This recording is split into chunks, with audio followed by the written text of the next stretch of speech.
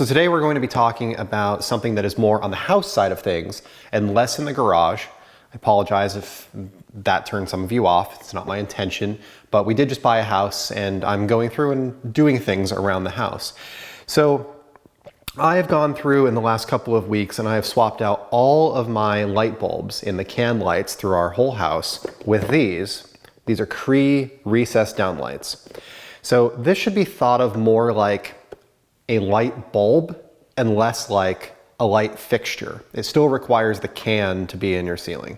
I'm going to show you how easy this is to install, and I'm going to show you how these work. And I will say I really like these. So the ones that I've been buying are the 3500 Kelvin. They make these in a variety of different temperatures. They have a 3000, a 3500, a 4000. I think they even have a 5000. And I've been buying the 100 watt versions. Now 100 watts might be bright for some areas. In those areas, I'm putting a dimmer in, a Lutron Diva dimmer or a Maestro dimmer, because the dimmer allows you to bring the lights down to a normal setting. But if you're doing something like painting or cleaning or looking for something that's lost, or you have a get together, like maybe you just want a little bit more lighting, you can run it at 100% and you have a little bit of headroom. So just kind of like everything. I mean, I think you want headroom in everything you do. You know, if you're building a car, you want it to have more power than you need. If you're building a stereo system, you want it to have more power than you're going to be using on a normal basis.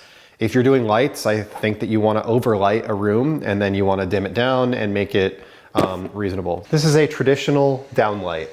So it is a 6-inch can with a ring around it. There's a piece of trim here. It's kind of spring loaded and there's a bulb in the middle. So first thing we're going to do is unscrew the bulb. Just like that. Then we're going to remove this trim ring by unhooking the springs from the sides. So if you look at this, you'll see there's a spring in my hand. Looks like that. It's got a hook on the end of it. And that spring goes into a hole on the side of the can. So you just reach in, grab the spring, lift it off, and there's two of them, there's one on each side, and that removes this trim ring. Inside, you'll have a light with an adapter. Now this adapter is already connected to it, but it comes with 3 adapters in the box. So if you have a different style of bulb socket, you can use the other adapters. This is the standard Edison screw-on adapter. So what we're going to do first is we're going to, on the back of this light, there are 3 metal clips. We're going to spin these out like this, so that they're straight. And then we're going to take this and we're going to screw it into our socket.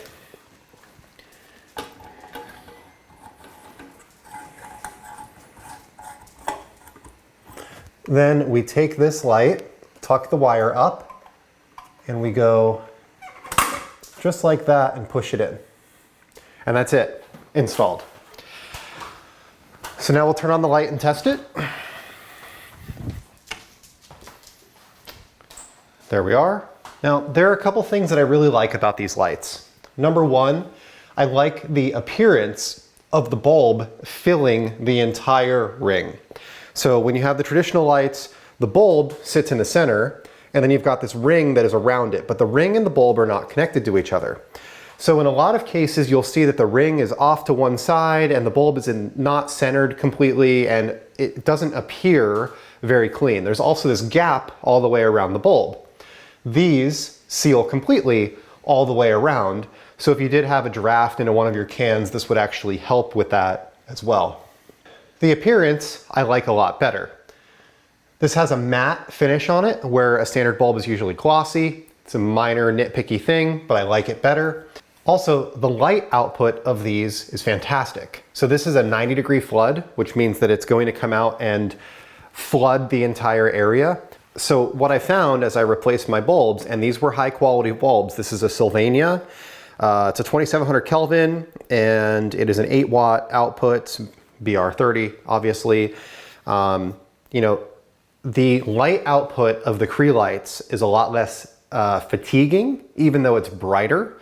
It's definitely better at seeing imperfections in your walls or just seeing things in general. It provides a lot more light output. a lot less directional output. They're better at flooding an area rather than just being more like a spotlight that is pointing downward. And these are pretty inexpensive to do. It's like 20 bucks for a single one of these lights, and they're supposed to last 50,000 hours. Now I did my whole house. I bought 24, 25 lights, something like that, and just went through and replaced them all. It's taken me maybe an hour total to do every single one of them. You saw how quickly I just did this. And you know, it's a couple $100, but it was well spent. And I'm really, really happy with the output and the performance of these lights so far. And you know, I did the retrofits recently, but about a year ago, I did these in our closet in our master bedroom. I did the 4-inch version, and those have been working perfectly, 0 issues. They're awesome. If you are planning to do this project, I'd recommend looking at some dimmable switches. So this is a Lutron Diva. The Diva has a slider on the side of it. And I find this to be better for areas that maybe have kids, have guests that would be using it. It's a little bit easier to understand. It's on, it's off, and there is a set brightness that is adjusted by this slider. You can set limits, but this is the, you know, dimmest, and that is the brightest. But normal operations, it's just off, on. Anyone can use that switch. It's just like the ones next to it, which are the Legrand switches that this house had previously. If you want something a little bit fancier, the Maestro may be for you. So I have this in my office. I have it in the closet or master bedroom. I find these are a little bit less intuitive for somebody who's not used to the switches, but I like them better. So if it was just me living in the house, I would use these everywhere. So this is a pad, single click to turn on. It'll turn to whatever the last brightness used was. You can adjust brightness here. So you can see we can go down, we can go up. So single tap off, single tap on, returns to the same brightness that you were at last time you used it. And then if you want to go to maximum brightness, you just do double tap and it goes all the way to the max. Again, single tap to turn off. This also has adjustable limits. You can set min and max, so you don't run into issues with a light that maybe doesn't perform at the very minimum or at the very maximum, or you want to put limits on it. All right, so that's going to be all for today. Thank you for watching, and I hope you're having a great day. I will put a link to these in the description.